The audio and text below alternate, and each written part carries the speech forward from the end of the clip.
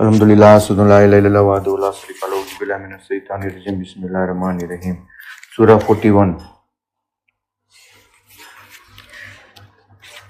Verse 11 हमने ख़त्म last time पूरा किया था। 41:12 Thus he completed 7 universe in 2 days and set up the laws for every universe. And we adorn the lowest universe with lamps and place guards, such is the design of the Almighty Omniscient. फिर उसने 2 दिनों में उसके 7 आकाश बनाए और प्रत्येक आकाश में उसने आदेश भेज दिया, और हमने संसार के आकाश को दीपकों से सौंदर्य प्रदान किया और उसको सुरक्षित कर दिया।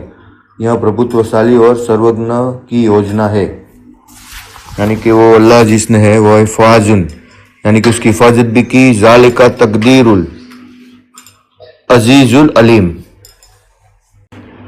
बेमसाबी है, मसाबी है यानी लैम्प्स। तो देखो रात में भी हमको किसी डिजाइन के कि हमको तारा इतना दूर है तो भी हमको ऐसा लगता है कि लैंप वहां पे लगा दिया हो। तो अल्लाह ने कितनी बेहतरीन डिजाइन रखी है कि ऐसे ही कोई चीज नहीं बना दी कि तुम्हें टेढ़ी मेढ़ी लगे। वो तुम्हें इस तरह से बनाई है कि तुम्हारी आंखों को भी देखने में उस चीज को अच्छा लगे। तुम कोई डिजाइन करते हो घर की तो तुम कैसे बनाते हो? अच्छी बनाते हो कि दिखने में तुम्हें अच्छा फील हो। तो ये नेचुरली अल्लाह ने सब बनाया, तो वो कितना बेहतरीन। अगर तुम वही घर कोई नेचर की जगह में लेके बनाओ तो तुम्हें वहां पे रहने का और अच्छा लगेगा। अगर वहां पे नदी की पानी बह रहा हो, खुला तुम्हारे पास जगह हो जहां पे हर जगह पे हरियाली हरियाली हो, खुली हवा हो, पहाड़ हो और दरिया भी साथ में पास में हो, तो ऐसी जगह पे तुम्हें रहने का अच्छा लगेगा, या कोई मॉडर्न फ्लैट दे दिया हो उसके अंदर रहने का अच्छा लगेगा?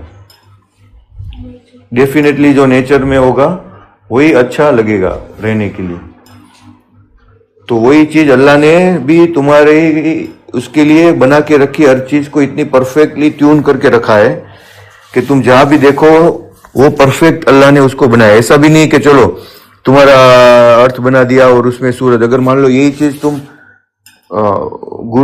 मंगल ग्रह पे जाओगे तो वहां का जो सन का रेस है वो अल्ट्रावायलेट से प्रोटेक्टेड नहीं है, तो क्या होगा तुम्हारा हाल? तो तुम तुरंत जल जाओगे, तुम्हारी स्किन तुरंत ही जल जाएगी। वहां पे कोई पेड़ या पोटे जो है वो जिंदा नहीं रह पाएंगे, तुरंत ही जल जाएंगे, क्योंकि वहां पे ओजोन का लेयर ही नहीं है।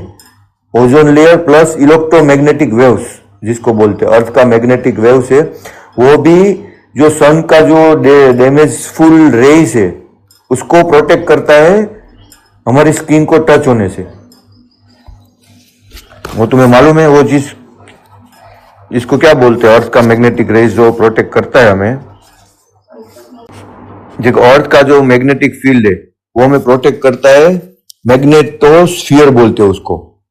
The planet by acting as a shield that deflect the solar wind and constant stream of change particle from the sun. उसको बोलते हैं पृथ्वी का चुंबकीय क्षेत्र। सूर्य से आने वाली हानिकारक किरणों और कणों से हमारी रक्षा करता है। इसे मैग्नेटोस्फीयर कहा जाता है, जो एक अदृश्य सुरक्षा कवच या ढाल की तरह काम आता है। और पवन जो सोलर वाइंड बोलते हैं, जो सोलर होता है उसमें भी पवन होता है जो लावा से भरा होता है, उसको मोड़ देता है। वो सूर्य से लगातार जैसे प्रोटॉन और इलेक्ट्रॉन की एक धारा निकलती है, जिसे सौर पवन कहते हैं। क्या बोलते हैं? Solar wind. पृथ्वी का चुंबकीय क्षेत्र इन कणों को ग्रह से टकराने की बजाय उसके चारों ओर मोड़ देता है। तो इसलिए वरना तो अगर सोलर लेयर अटका जाए ना तो अभी जो हम कम्युनिकेशन कर रहे हैं ना, कुछ भी कम्युनिकेशन नहीं कर पाएंगे। ना ही हम टीवी, ना ही हम अपना कंप्यूटर और ना ही मोबाइल फोन। एक ही सोलर वाइंड से पूरे अर्थ में अंधेरा छा सकता है, एक ही सोलर वाइंड से। वो इतना डेंजर होता है। वायुमंडल की सुरक्षा, यदि यह चुंबकीय ढाल न होती तो सौर पवन धीरे धीरे पृथ्वी के वायुमंडल को नष्ट कर देती, ओजोन लेयर को भी नष्ट कर देती हो, जिससे यहां जीवन जीना असंभव हो जाता, जैसा कि मंगल ग्रह के साथ हुआ। हानिकारक विकिरण, रेडिएशन से बचाव। यह क्षेत्र अंतरिक्ष से आने वाली उच्च ऊर्जा विकिरण को रोकता है, जिससे मनुष्य अन्य जीवों की कोशिकाओं को नुकसान पहुंचने से बचता है। यानी रेडिएशन आएगा, तुम जैसे बाहर जाओगे तुम्हें कैंसर हो जाएगा, तुम्हारी स्किन रेडिएशन से तुम्हें जीना मुश्किल हो जाएगा, तुम जरा भी सन को एक्सपोज नहीं कर सकते। ऑरोरास का निर्माण, जब कुछ कणों ध्रुवों पोल्स के पास वायुमंडल में प्रवेश करते हैं तो वह उत्तरीय ध्रुवीय ज्योति ऑरोरा से जैसी सुंदर रोशनी भी पैदा करती है। यह चुंबकीय क्षेत्र पृथ्वी के बाहरी कोर से पिघले हुए लाहे और निकले की हलचल से उत्पन्न होता है। यानी कि मेन इसका रीजन क्या होता है? लोहा, जो इसके अंदर पृथ्वी के अंदर बीच में है क्या, क्योंकि वो भी अर्थ की तरह ही सन की तरह ही है ना। पहले तो लावा ही था ना सब कुछ, लेकिन वो जल्दी ठंडा हो गया तो इससे वो क्या हो गया? हाइड्रोजन हीलियम से कन्वर्ट होके आयन बन गया। क्या आप इस बारे में और आप यही यानी कि अर्थ का जो मैग्नेटिक स्फीयर है वो कितनी तरीके से प्रोटेक्ट करता है, उसका ऐसा देखो सिंबल होता है। देखो ये जो है ना, दिख रहा है तुम्हें? ये देखो, ये अर्थ सन से आ रहा है, ये हमको प्रोटेक्ट कर रहा है। इसका मैग्नेटिक लेयर, चुंबकीय क्षेत्र बोलते हैं उसको। तो देखो, नॉर्मल चुंबकीय क्षेत्र भी हम चुंबक लगा लेते हैं तो उससे पूरी ट्रेन चलती है ना। जो दुबई में जो ट्रेन है मेट्रो, वो किससे चलती है? मैग्नेटिक लेविएशन से चलती है। वही मैग्नेट में कितना पावर है कि वो पूरा अर्थ को प्रोटेक्ट करके रखा हुआ। उसमें कितना पावर होगा? पूरा अर्थ का मैग्नेटिक लेयर से वो, तो उसका चुंबकीय क्षेत्र में कितना पावर होगा? देखो ऐसा होता है, ऐसा चारों ओर दिख रहा है ये ऐसा, ये चारों ओर से, जिससे हम और ये बोलते हैं कि अगर मान लो ये मैग्नेटिक लेयर भी रिवर्स हो गया तो उस टाइम में क्या होता है? वो न्यूट्रल होता है थोड़े टाइम के लिए, फिर वो जो पोल है ना रिवर्स हो जाता है। ऐसा भी सिचुएशन आया हुआ है अर्थ पर। बहुत करोड़ों साल के बाद वो जो है ना, ये उल्टा हो जाता है। तो वो हो जाएगा तो भी अपनी हालत खराब हो जाएगी अगर ऐसा हुआ ना। तो भी अगर तुम्हारा मैग्नेटिक लेयर्स अगर रिवर्स हो जाए तो क्या हाल होता है? अगर फील्ड पोल देखो, रिवर्सल जी, पृथ्वी के चुंबकीय क्षेत्र का उल्टाना, उसका एक प्राकृतिक प्रक्रिया है जो हर 2-3 लाख सालों में होती है। कितने? 2 और 3 लाख सालों में। इसमें उत्तरी और दक्षिणी ध्रुव आपस में बदल जाते हैं। कमजोर सुरक्षा कवच, ध्रुव के पलटने के दौरान क्या होता है? चुंबकीय क्षेत्र लगभग 90% कमजोर हो जाता है, क्योंकि वो पूरा रिवर्स होता है ना, तो उस टाइम में वो कमजोर हो जाता है। अभी जो क्षमता से काम कर रहा है उससे 90% कम हो जाता है। इससे सूर्य से आने वाली हानिकारक पवनें और ब्रह्मांडीय किरणें, जिसको कॉस्मिक रेस बोलते हैं, जो यूनिवर्स में रहती है, कॉस्मिक रेस, जो मान लो कोई जगह पे ब्लास्ट हुआ है तो उसका रेस होता है, तो वो ब्रह्मांड में रहती है और सीधे वायुमंडल तक पहुंच सकती है। तो वो भी एक अकेला जो हमारा ये वो सूर्य का सोलर वाइन से नहीं प्रोटेक्ट करता, कॉस्मिक रेस से भी प्रोटेक्ट करता है। कि कहीं जगह पे कोई फटा ब्लैक होल या कुछ ब्लैक होल बना या व्हाइट स्टार फटा जिसको बोलते हैं, तो उस टाइम में उसकी रेस है वो पृथ्वी को नाश कर देती है अगर वहां पे ये मैग्नेटिक फील्ड नहीं हुआ तो।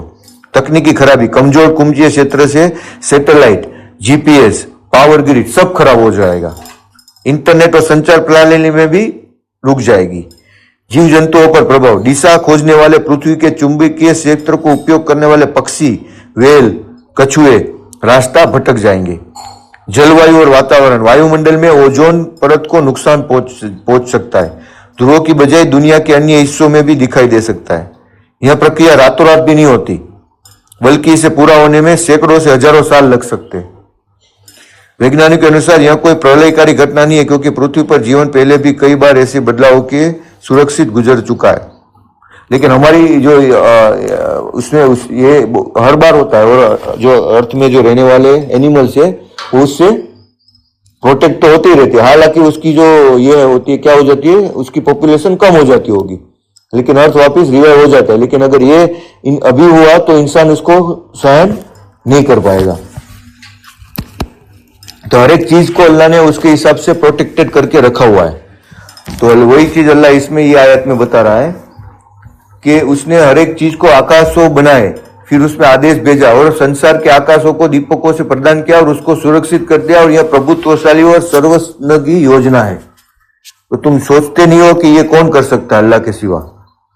40:12-13 फइन्ना अरजू, यदि वो तुमसे फेर जाए, विमुख हो जाए, तो कहो कि तुमको उसी प्रकार की यातना से मैं डराता हूं जैसी यातना आद और समूद पर उतारी गई।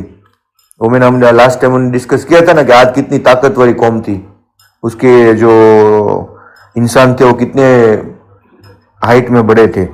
तो वही चीज अल्लाह इसमें बता रहा है, फ़इन्न अरजू फकुल अंजरतकुम यानी वार्निंग, अल्लाह ने तुम्हें नजर किया, वार्निंग दी। साइकतुन टेरिफाइंग, थंडर डिजास्टर, मिसलुन साइकतुन आदिन व समूद, यानी कि ऐसी अल्लाह ने डिजास्टर दिया था समूद और आद को, क्योंकि वो लोग ने अल्लाह की वार्निंग को क्या किया था, ठुकरा दिया था। वो लोग तो बाद में अपने मैसेंजर को क्या बोलने लगे थे कि तुम अगर सच्चे हो तो हमारे ऊपर लेके आ जाओ। अभी अगर तुम किसी को बोलो सही कि भाई ये गलत करो, तो वो तुम्हें क्या बोलेगा कि कयामत है तो अभी लेके आ जाओ, ऐसा बोलेगा ना, और जब होगा तब देखा जाएगा। तो वो ऐसा ही मजाक बनाते हैं अल्लाह की कानून को, अल्लाह के रूल को, और वो उसको ये समझते कि ये कोई बड़ी बात नहीं है। लेकिन जब वो मरने के टाइम वो जब उसके अल्लाह के पास जाएंगे तब उसको मालूम होगा कि वो जिस चीज का मजाक उड़ाते थे वो बहुत ही भयंकर है।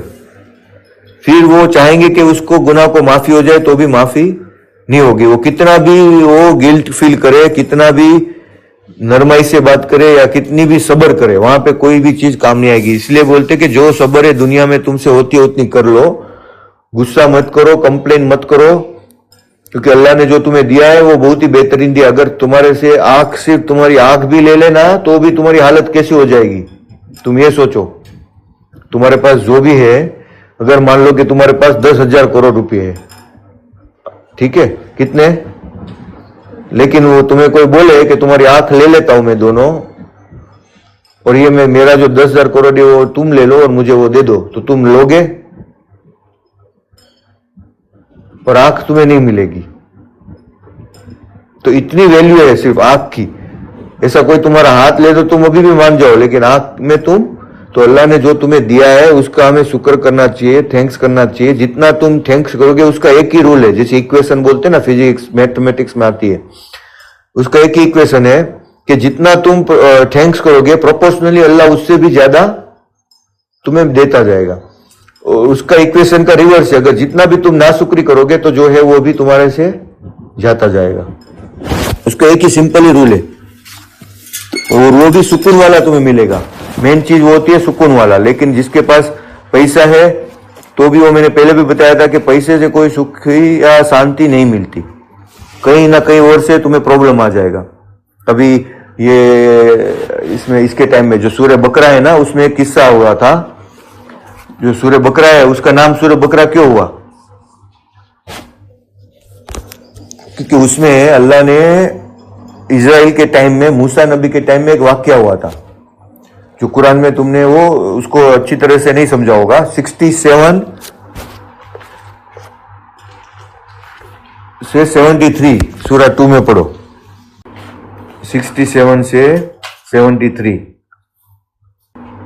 जब मूसा ने अपनी कौम से कहा कि अल्लाह तुमको आदेश देता है कि तुम एक गाय ज़बह करो, उन्होंने कहा क्या तुम हंसी कर रहे हो? मूसा ने कहा कि मैं अल्लाह की शरण मांगता हूं कि मैं ऐसा अज्ञानी बनूं। तब वो लोग उनके पास एक ये लेके गए थे, एक सॉल्यूशन। क्या था उसमें? उस वक्त में क्या हुआ था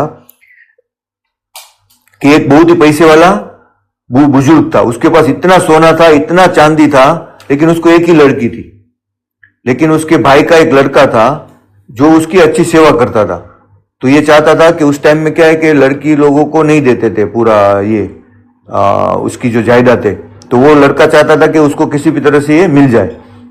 तो वो उसके पास इतना सोना था, इतना चांदी था, इतना ये था उस टाइम में कि हद से बाहर था। लेकिन वो ईमान वाला था, ये वो नहीं बताया कुरान, वो इस कुरान में ये सब डिस्क्रिप्शन भी नहीं दिया। लेकिन ये तुम्हें तब समझ में आएगा जब ये वाक्य तुम, क्योंकि मूसा के पास वो लेके गए, तो मूसा ने अल्लाह से पूछा, तो अल्लाह ने सीधा उसको जवाब नहीं दिया कि इसको किसने मारा। तो वो क्या किया था, वो लड़के ने उसकी सेवा करता, लेकिन वो बोलता ये मरता ही नहीं है ये बूढ़ा तो, और मेरे इसकी दौलत मुझे कब मिलेगी। तो उसकी सब्र टूट गई। तो उसने क्या किया, उस टाइम में 2 कबीले थे मूसा के टाइम में, अलग अलग। अल्लाह ने मालूम है ना कि वो पानी में जब उसने अपनी लाठी को मारा और 12 चश्मे निकले, उसमें 12 अलग अलग कबीले हो गए, और अलग अलग तरीके से उसमें लीडर होके वो अपना, जब मूसा वहां से फिरौन से निकल गया तब की बात है, अपने अपने कबीले में सब रहने लगे थे। तो उस टाइम में जो 2 कबीलों के बीच में झगड़ा हो जाए, तो उसने क्या किया, उस बुजुर्ग को मार के उसकी लाश को दूसरे कबीले में जाके फेंक दिया। तो सुबह जब वो लोग उठे तो उसने देखा कि ये तो दूसरे कबीले की लाश है। तो वो कबीला एक दूसरे के साथ में झगड़ने लगा, और वो लड़का जो था जिसने मारा था वो भी बीच में आके ज्यादा झगड़ा शुरू कर दिया उसने भी कि हाँ भाई इसी कबीले ने मारा है, ऐसा इसका नाम नहीं आए, तो किसी को भी उसके ऊपर तो अंदेशा आएगा ही नहीं, क्योंकि वो तो उसकी बहुत ही सेवा करता था बहुत सालों से, क्योंकि उसकी पूरी दौलत चाहिए थी। तो वो जब मरा तो उसको लगा अभी तो मुझे मिल ही जाएगा इतने टाइम से, क्योंकि मैंने जो प्लान किया वो सबसे सही था। तब वो जब मूसा के पास जब लड़ाई ज्यादा होगी तो उसमें से कोई नेक इंसान था, उसने बोला कि लड़ाई क्यों करके तुम अपने आप में मर रहे हो, तुम मूसा के पास जाओ उससे पूछो तो वो तुम्हें सही बतलाएगा कि इसको किसने मारा है। तो ये अल्लाह उसमें आगे बताता है कि उन्होंने कहा अपने पालनहार 68 उन्होंने कहा अपने पालनहार से निवेदन करो कि वह हमसे वर्णन करे कि वह गाय कैसी हो। देखो अभी उसको गाय का भी बारे में बताया जा रहा है, ठीक है, तो भी वो लोग को ये नहीं आ रहा है। वो लोग बोले अपने पालनहार से करो कि मूसा ने कहा अल्लाह कहता है कि गाय बूढ़ी न हो, न बच्चा उसको कोई जना हो, न उनके बीच की हो, और अब कर डालो जो आदेश तुमको मिला है। फिर भी उन्होंने कहा अपने पालनहार से निवेदन करो वो बताए कि उसका रंग कैसा हो। उसको अच्छा देना ही नहीं था, बस उसको ये लोगों को यही करना रहता। मूसा ने कहा अल्लाह कहता है कि गहरे पीले रंग की हो, देखने वालों को भली भांति प्रतीत होती हो। फिर वो कहने लगा अपने पालनहार से पूछो कि हमसे वर्णन करे कि वह कैसी हो, क्योंकि गाय को हमें संदेह हो गया है और अल्लाह ने चाहा तो हम मार्ग प्राप्त कर लेंगे। मूसा ने कहा अल्लाह कहता है कि वह ऐसी गाय हो कि परिश्रम करने वाली न हो, भूमि में जोतने वाली न हो, खेती को पानी देने वाली न हो, वो संपूर्ण सुरक्षित हो, उसमें कोई धब्बा न हो। बोले अब तुम स्पष्ट बात ले गए। फिर उन्होंने उसको जबक किया और वह जबक करते दिखाई न देते थे। और उस टाइम में क्या हुआ था कि वो गाय जो थी वो एक गरीब के पास थी, ऐसी उसने उसको बहुत ही संभाल के रखा था, ये इसमें नहीं है सब कुछ में। तो वो लोग उसके पास बाद में वो लेने के लिए गए, तो वो नहीं बेचना चाहता था, तो वो गरीब को उसको बहुत सारे पैसे देने पड़े थे वो गाय लेने के लिए, क्योंकि उसने अगर देखो अच्छी नीयत से उन लोगों ने वो जबा कर ली होती अपने बेस्ट, तो अल्लाह उसको ये सवाल नहीं करना पड़ता था इतना, लेकिन वो बार बार उसको सवाल करते गए थे। तो वो ऐसी गाय उनको चाहिए थी जो एक गरीब आदमी के पास ही थी, वो जो अपने माँ बाप की सेवा कर रहा था उस टाइम में, और वो इतनी सेवा करता था लेकिन उसको कोई भी ये नहीं था, बस उसके पास वही एक अच्छी बेहतर गाय थी। तो अल्लाह ने वो गरीब को भी उसकी जगह से उसको वो सब कबीले को इतना पैसा देना पड़ा कि वो बात मत करो, बोला मैं नहीं बेचने वाला। फिर उसको वो बोला तुम्हारी जितनी गाय का वजन है ना उतना हम तुमको सोना देंगे, तब जाके वो माना। तो उसकी वजन का उसको सोना देना पड़ा, पूरे गाय की वजन का, तब जाके उन्होंने जबक किया। तो ये वाक्य है कि वो और वो जबक करते दिखाई न देते थे। फिर जब तुमने एक व्यक्ति को मार डाला, देखो इसमें ये अभी आया ये कहानी, लेकिन ये कभी भी हम इसको गहराई से नहीं समझे कि क्या हुआ था उस वक्त में। और जब तुमने एक व्यक्ति को मार डाला फिर तुम एक दूसरे पर इसका आरोप लगाने लगे, जबकि अल्लाह प्रकट कर देना चाहता था जो कुछ तुम छिपाना चाहते थे। तो हमने आदेश दिया कि मारो इस मुर्दे को, इस गाय का एक टुकड़ा।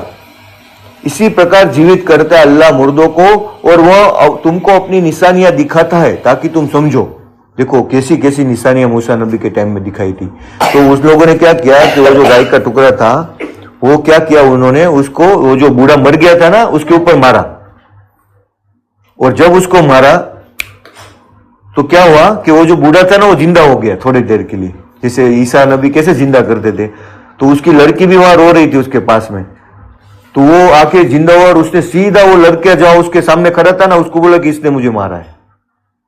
और वो सोच भी नहीं पाया, वो तो हच्चा बच्चा हरे गया वो जिसने मारा था ना उसको, कि ये क्या हो गया।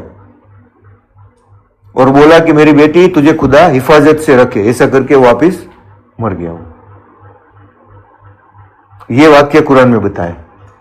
तो वो जो व्यक्ति था उसने वो जो गलत किया था उसको तो लगा ही होगा ना, मुझे तो कौन पकड़ पाएगा। तो फिर उसको ही अल्लाह पकड़ के उसने सब लोगों ने उसको सूली पे चढ़ा दिया, क्योंकि उसने एक बुजुर्ग को मारा था। और वो जो दो कबीलों के बीच में झगड़ा था वो भी खत्म हो गया। तो ये चीज अल्लाह बता रहा है तुम्हें कि अल्लाह हर चीज पर कादिर कुदरत है।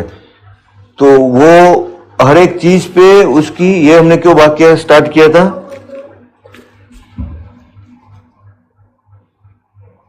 आद और थमूद के बीच में। तो वही मूसा नबी के टाइम में भी ऐसी सब चीजें अल्लाह ने बताई हमें जिससे हम समझे उसको, और वो कुरान की आयतों को और गहराई से समझे। फिर देखो 74 में अल्लाह क्या बता रहा है वही आयत के बाद में, फिर उसके बाद तुम्हारे दिल कठोर हो गए, अंत वो पत्थर जैसे हो गए, तो उससे भी कठोर। पत्थरों में से भी कुछ भी ऐसे भी होते हैं जिनसे नहरें फूट निकलती है। अल्लाह क्या बता रहे हैं कि उनके दिल तो उससे भी कठोर हो गए। पत्थर, अगर पत्थर में भी तुम पानी डालो ना तो वहां पे भी क्या होता है, एक टाइम के बाद में उसमें भी लहर निकल जाती है, वो भी पिघल जाता है। ये बात बता रहे अल्लाह। लेकिन कुछ पत्थर फट जाते हैं और उससे पानी निकल आता है, और कुछ पत्थर ऐसे भी होते हैं जो अल्लाह के डर से गिर पड़ते हैं, और अल्लाह उससे अनजान नहीं है जो तुम करते हो। यानी पत्थर उससे भी अधिक कठोर। यानी कैसे तुमने इंसान देखे, आजकल भी तुमने देखी है ना कि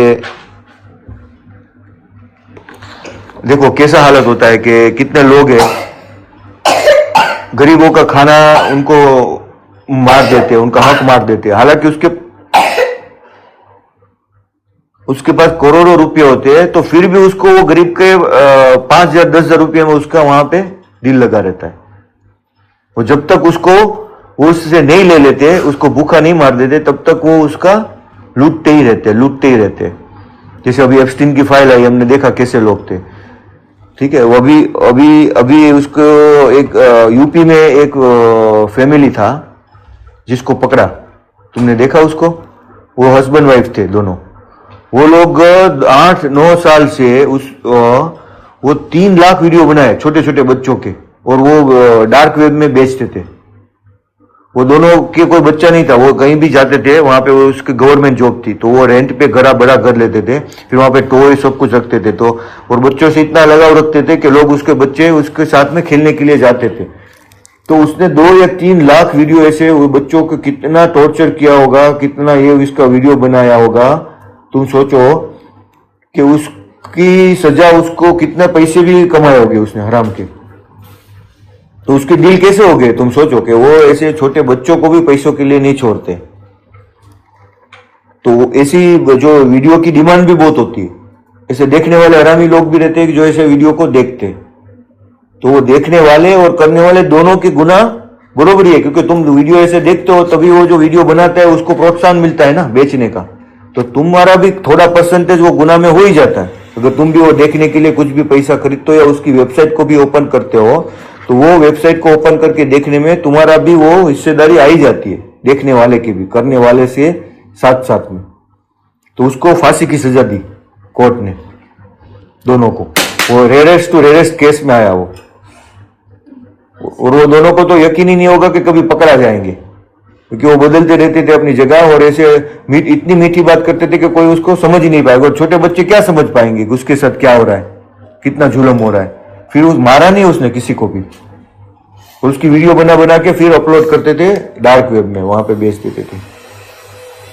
तो फिर इस तरह से वो डार्क वेब में से FBI को, US गवर्नमेंट को मिला कि ये कोई ऐसा कितने उसके 2-2 लाख वीडियो, तुम सोचो कितने वीडियो बनाए थे, अनगणित।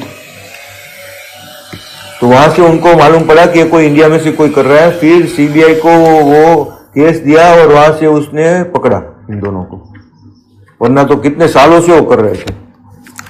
तो ये बता रहे अल्लाह कि इसके दिल कैसे हो गए थे कठोर, इनको कोई फर्क नहीं पड़ता किसी के जज्बात से या किसी से। तो अल्लाह भी ऐसे लोगों को पसंद नहीं करता, क्योंकि अल्लाह ने तुम्हें ये दुनिया में रहमत, अल्लाह रहमत वाला है, तो अल्लाह ने अपनी रहमत भी तुम्हें दी है कि तुम ऐसा तो व्यवहार मत करो कि अपने, शैतान भी वो देख के भाग जाता है ऐसे लोगों से। तो मैंने तो शैतान किया था, पर इससे साथ रहूंगा तो मेरे पर और भी अजाब आ जाएगा, तो शैतान भी वो लोगों से डर के वहां से भाग जाता है। तू भी अल्लाह अल्हम्दुलिल्लाह सल्लल्लाहु अलैहि वादुल्लाह शरीका लहू बिस्मिल्लाह मिनश शैतानिर रजीम बिस्मिल्लाहिर रहमानिर रहीम 41:14। जबकि उनके पास संदेशा लेने के लिए आए उनके आगे से और उनके पीछे से कि अल्लाह के अतिरिक्त किसी की इबादत न करो, उन्होंने कहा कि यदि हमारा पालनहार चाहता तो वह फरिश्ता उतार देता, अंत हम उस चीज को झुटलाते जिसकी देकर तुम भेजे गए हो। यानी वो लोग का क्या था, जब भी कोई रसूल और मैसेंजर आता था तो वो बोलते हैं कि तुम तो इतने गरीब हो और तुमको फॉलो करने वाले भी गरीब ही लोग हैं। उनका पहला यही सवाल होता था। तो बोला हम तुमको क्यों फॉलो करेंगे, हमारे पास तो इतनी ताकत है, हम इतने पैसे वाले हैं। तो वही उनको घमंड। पहले तो देखो अल्लाह को इबादत करने के लिए तुम्हें अपना घमंड को तोड़ना होता है, अगर वो तुम तोड़ोगे तो ही अल्लाह तुम्हें हक रास्ता देगा। तो ये लोगों का पहले सवाल ये होता था कि हम इतने पैसे वाले, हम इतने बड़े, और तुम्हारा जो फॉलो करने वाले वो भी इतने गरीब और ये सब है, जिसके पास कुछ न खाने का और पीने का, तो तुम्हारा अल्लाह तुमको ऐसा क्यों रख रहा है? क्यों कोई फरिश्ता नहीं उतारता? क्यों कोई आसमान से ऐसी बुक नहीं उतारता कि सीधा हमको? तो फिर उसका मतलब ही क्या रहेगा? अगर ये सब अल्लाह चीज करना चाहता तो अल्लाह ने तो कुरान में कहा है, अगर मैं चाहता तो कोई भी कुफ्र नहीं करते, सब ईमान वाले हो जाते। तो अल्लाह तो ऐसा नहीं चाहता। अल्लाह चाहता है कि तुम अपनी पसंद से उस चीज को, जो तुमको सेकंड चांस दिया, उसमें तुम अपनी पसंद से वो लो कि तुम अभी भी शैतान को फॉलो करना चाहते हो या मुझे फॉलो करना चाहते हो, कि अभी भी तुम ये बिलीव कर रहे हो कि शैतान ही है वही खुदा है या मैं हूं, कि तुम अभी भी यही बिलीव कर रहे हो कि शैतान भी खुदा हो सकता है। तो अभी जो ये लोग जो भी कर रहे हैं दुनिया में, जो घमंड कर रहे हैं, जो बड़ा ये कर रहे हैं, अभी देखो यूएस और इजराइल क्या कर रहे हैं, ईरान के ऊपर हमला करने की कोशिश कर रहा है, क्योंकि वो कमजोर है। उसको लग रहा है कि कमजोर के ऊपर ही, हमेशा यही होता है, कमजोर के ऊपर ही धाप बनाने की लोग कोशिश करते हैं। जो स्ट्रॉन्ग होगा उसके सामने लड़ने के लिए कोई करेगा तो वो बहादुर होगा, वही करेगा, बाकी सब क्या हो गए? कायर ही हो गए। अभी देखो मोदी है, वो किसके ऊपर जोर चलाता है? पाकिस्तान के ऊपर, श्रीलंका के, नेपाल, हो जाएगा चाइना के खिलाफ लड़ने के लिए। अभी चाइना के वहां पे बॉर्डर के अंदर उसने जो एक ये सोल्जर था, जो वहां का चीफ जिसको बोलते हैं ना, सोल्जर नहीं, वो क्या बोलते हैं इसको, कमांडर। तो वो उस टाइम में क्या हुआ था, वो पोस्ट में था वहां पे, जब वहां से चाइना के 6 जो टैंक है ना वो अंदर घुस आए हमारी। तो उसने फोन किया सीधे अपने फाइनेंस अपने इसको, इंडिया का जो है ना सिक्योरिटी का हेड, क्योंकि उसी के ऊपर से जाएगा ना जो भी उसको करना है, क्योंकि अगर वो वहां पे अटैक करते तो वार का सिचुएशन हो जाएगा। तो जब उसको फोन किया गया तो उसने सीधा किया फोन प्राइम मिनिस्टर को अपने। तो उसने क्या बोला, उसको बोलो जो उसको ठीक लगे ना वो करे, मुझे नहीं फोन करे। अब ऐसी सिचुएशन में, क्योंकि उसने अपनी बुक किताब में लिखा सब, और अब जब उसने, वो कमांडर ने अपनी बुक में ये सब चीज लिखी कि मैंने अपने लाइफ में इतनी बेसहारापन मैंने कभी महसूस नहीं किया था। हालांकि मेरे एक जवाब से सारे सोल्जर है वो जो टैंक आई थी ना उसको खत्म करने के लिए रेडी थे, लेकिन ऊपर से कोई जवाब ही नहीं दे रहा है कि क्या करना है, मुझे मानना ही नहीं मानना। फिर लास्ट में मुझे ऐसा जवाब मिला, तुम्हें जो ठीक लगे वो करो। यानी अगर वो अटैक करता और उसकी वजह से वार होती तो भी उसके ऊपर नाम आता, अगर वो अटैक नहीं करता और कुछ होता तो भी उसके ऊपर नाम आता। यानी इतने जाहिल और इतने बेकरार लोग हैं कि तुम सोचो कि वो सिर्फ हिंदू मुसलमान झगड़ा करके ही वोट लेके आते, उसको कोई परवाह नहीं है क्या हो रहा है, उसको कुछ आता ही नहीं और कुछ। और उसने बाद में अभी पार्लियामेंट में एक रूल लाया कि कोई भी कमांडर या कोई भी जो बड़ी पोस्ट पे है ना, जो अपना मिलिट्री में, वो है ना 20 साल तक, जब वो रिटायर होता है ना उसके 20 साल तक कोई बुक नहीं लिख सकता। बस ऐसे रूल्स पहले लाने के है उसको कि अभी मेरी कोई खराबी ना हो। तो वो पार्लियामेंट में रूल अभी पास करवा रहे कि वो 20 साल तक बुक नहीं लिख सकता, क्योंकि इसने बुक लिखी ना तो इसका सब भांडा फूटा। उसको ये नहीं टेंशन है, वो क्या बोल रहा है, जब अपना फाइनेंस मिनिस्टर नहीं बोलते उसको, बोलते हैं अपना ये डिफेंस मिनिस्टर बोलते हैं। क्या बोलते हैं डिफेंस मिनिस्टर? क्या, रक्षा मंत्री राजनाथ सिंह है। राजनाथ सिंह, ये देखो ये बंदा है, उसको बोला गया, उसने कितने फोन किए राजनाथ, वो क्या बोल रहा है देखो, मैं अभी फोन करके बताता हूं क्या करना है। ये देखो, ये बोलता मैं पीएम को फोन करके बोला, वो क्या बोलता है, उसने जो करना है तुमको ठीक लगे वो करो। ये कोई जवाब है? तुमको जो ठीक लगे वो करो, यानी कि उसको कोई परवाह ही नहीं है। और वो इतनी हिम्मत भी नहीं कि वहां पे चाइना में जाके वो कुछ करे और उसको वहां पे करे। मेन पॉइंट क्या कि वो चाइना के साथ में लड़ने की हिम्मत नहीं है उसकी। तो वो जब ऐसी सिचुएशन आती है ना, जब हमारा हाथ में कुछ नहीं होता, उनके हाथ खड़े कर देते ना भाई, तो ऐसी चीज कौन करते? कायर लोग करते कि भाई मुझे कुछ मत करो, मुझे कुछ नहीं, तुमको जो करना है वो करो। अगर मान लो कोई लड़ाई झगड़ा हो गया, ठीक है, तो तुम्हारे पड़ोसी क्या बोलेंगे, तुम लड़ो, मुझे मत करो, बीच में डालो, तुम्हें जो करना है वो करो। यानी उसने ऐसे ही हाथ खड़े कर दिए ना ये जवाब देके, तो बोलता है कि वो ऐसे ही हाथ खड़े कर दिए कि तुमको जो ठीक लगे वो करो, मुझे हमको मत बोलो। तो डिसीजन किसको लेना है? उसके हाथ में थोड़ी डिसीजन है। कमांडर तो वो डिफेंस मिनिस्टर है, उसके ऊपर पीएम है, उसको डिसीजन लेना है क्या करना है। तो ये सिचुएशन उसने अपनी किताब में वो लिखा कि ऐसा हालत मैंने अपनी लाइफ में मैंने कभी नहीं देखा कि ऐसी मेरी सिचुएशन हो गई थी। लेकिन इनको कोई, तो वही चीज अल्लाह बता रहा है, तुम्हें कुरान में भी वही कर रहा है कि वो जो वो लोग क्या करते, घमंडी होते हैं वो जब भी इसके डील इतने कठोर होते हैं, उनको कोई परवाह नहीं होती अपने घमंड और अपने बड़ाई की, उसको कोई नीचे की किसी के लागने की। तो वो अल्लाह भी ऐसे लोगों को ईमान नहीं देता, फिर भी उसको मौका देता है कि फिर भी सुधर जाए। लेकिन जब वो नहीं सुधरते तो उसको एक वक्त तक उसके गुनाह बढ़ जाते हैं, जब उसके गुनाह इतने बढ़ जाते हैं कि उसकी लिमिट आ जाती है, तब अल्लाह उसको नाश कर देता है। और वो होता ही है, उसको कोई नहीं रोक सकता। देखो फिरौन के पास इतनी ताकत थी, उसको सिर्फ एक किसी ने उसको लड़ाई की उसके साथ में, मूसा नबी ने लड़ाई की थी, वो तो कमजोर थे, उसके पास ना ही हथियार थे ना कुछ थे। हाँ, एक सुलेमान नबी थे जिसको अल्लाह ने ऐसी ताकत दी थी। बाकी तुम देखो किसी के पास हथियार थे नहीं थे, तो भी अल्लाह ने उसको जिताया। लूत नबी थे, इब्राहिम नबी थे। इब्राहिम नबी के टाइम में तो वो राजा जो था ना, वो फिरौन से भी ताकतवर था, जिसको इब्राहिम नबी उसके नाम था। उसको एक मच्छर उसके कान में चला गया था, कान में से या नाक में से उसके ब्रेन में चला गया, नाक में से, और वो अपने सर को हथौड़ी से मारता था वो निकालने के लिए। उसकी मौत ऐसी अल्लाह ने दी। वो इतना ताकतवर था, जो फिर नहीं सवाल पूछा था इब्राहिम नबी को कि मैं तो इसको भी मार सकता हूँ, तुम अपने खुदा को बोलो वो क्या कर सकता है, मैं भी खुदा ही हूं, मैं भी जिसको चाहूं मार सकता हूँ। इसने इब्राहिम नबी के सामने एक आदमी को लेके आके मार दिया। तब इब्राहिम नबी ने पूछा तुम सूरज को यहां से वहां लेके आ जाओ, तब जाके उसका मुंह बंद हुआ। वो इतना बुरा आदमी था कि फिर इब्राहिम नबी को उसने आग में भी डाल दिया था ना, तो भी अल्लाह ने उसको आग को ठंडा कर दिया। क्योंकि हर एक जो है वो अल्लाह के हिसाब से चलते, तो हमें किसी से डरने की जरूरत, हाँ अगर हमने डरा अल्लाह के सिवा तो ही हम घाटे में आ गए। अल्लाह हमारी हिफाजत करेगा। अल्लाह ने कुरान में कहा है कि अल्लाह को मालूम है तुम्हारे दुश्मन भी कौन है। कल मैं जब रायत को कर रहा था ट्रांसलेट, उसमें आया कि अल्लाह को मालूम है कि तुम्हारे दुश्मन भी कौन है। अल्लाह की नजर हर जगह पे, तो वो तुमको उससे हिफाजत करता ही है। लेकिन तुम्हारा जो खौफ है वो उसके ऊपर नहीं आ जाना चाहिए कि ये क्या होगा, इससे क्या होगा। कुछ नहीं कर सकता कोई भी अल्लाह की मर्जी के बगैर, एक दाना भी हिल नहीं सकता है, पत्ता भी। तो वो तो तुम्हारा यकीन की आजमाइश होती है बस, कि अल्लाह देखना चाहते हैं कि ये सिचुएशन में ये मेरा बंदा क्या कर रहा है। शैतान इसके ऊपर इतना हावी हो रहा है फिर भी वो सब्र कर रहा है, तो अल्लाह तुम्हारे साथ ही है। ये यकीन तुम्हें रखना है और ये दुआ तुम्हें अल्लाह से करनी है, और दुआ के साथ में वो अमल भी रखना है। तो अल्लाह तुम्हें देख ही रहा है, तुमको तुम्हारे ऊपर से उसकी नजर नहीं हटी। लेकिन तुमने अगर भरोसा तोड़ दिया उस वक्त में, वो टेस्ट में, तो खलास हो गए तुम।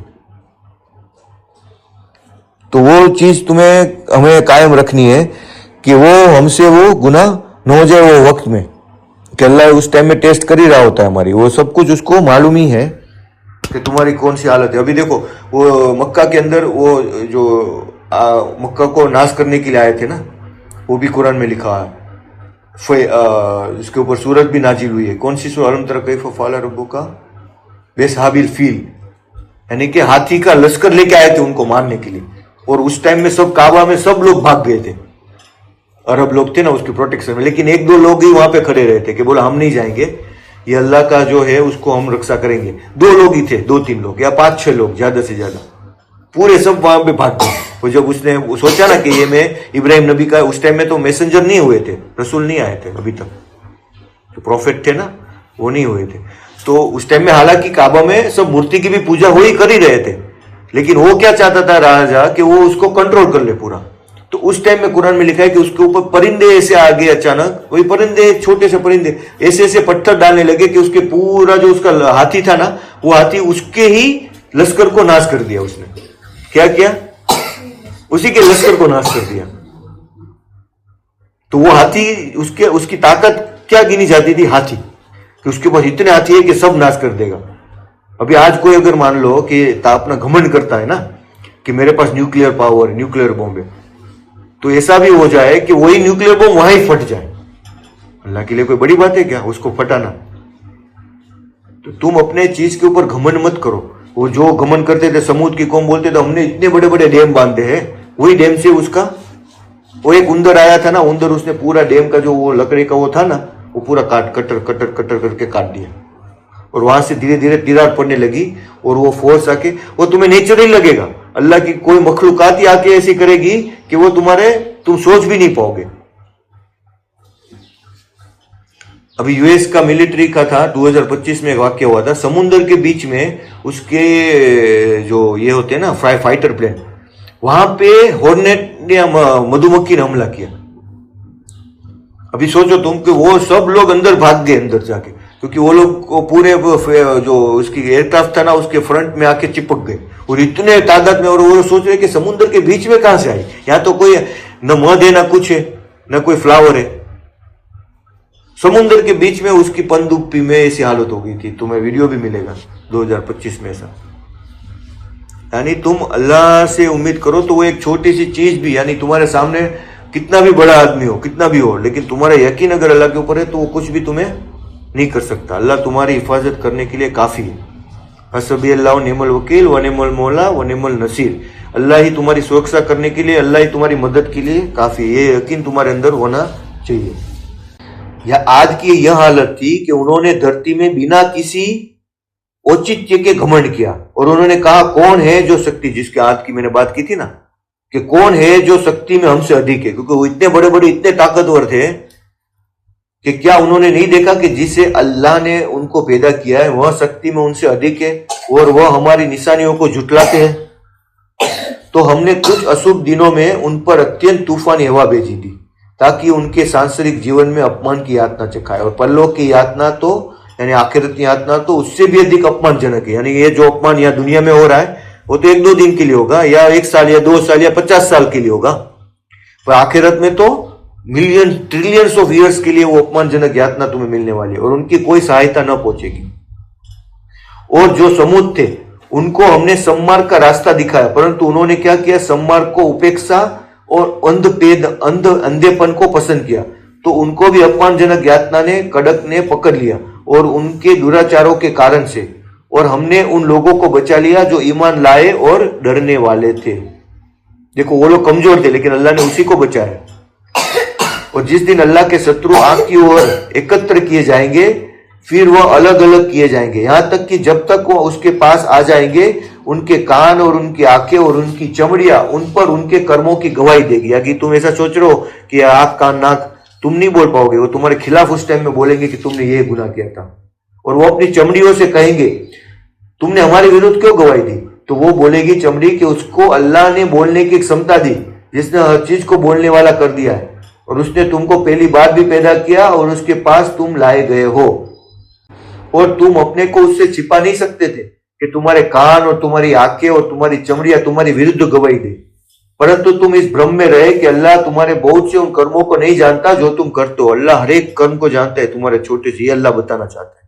और हर एक जो ये अल्लाह उसको चाहे तो इसको भी बोलना सिखा दे, ये भी तुम्हारे सामने बोलने लगे, क्योंकि इसके अंदर जो इलेक्ट्रॉन न्यूट्रॉन है वही सब हमारे अंदर भी वही है। तो अल्लाह इसके अंदर रूह डालना चाहे, इसको बोलना सिखाना चाहे, इसको कुछ करना चाहे, तो अल्लाह ही उसको कर सकता है इंस्टेंटली। और तुम्हारे इसी भ्रम ने, जो तुमने अपने पालनहार के साथ किया था, तुमको नाश किया। अंत तुम घाटा उठाने वालों में से हो गया। अंत यदि वो धैर्य रखे तो भी आगे उनका ठिकाना है कि आखिरत में वो धैर्य रखे तो उससे कोई बचने वाले नहीं है, और यदि वो क्षमा मांगे तो उनका समाधान नहीं मिलेगा। तो की मुसलात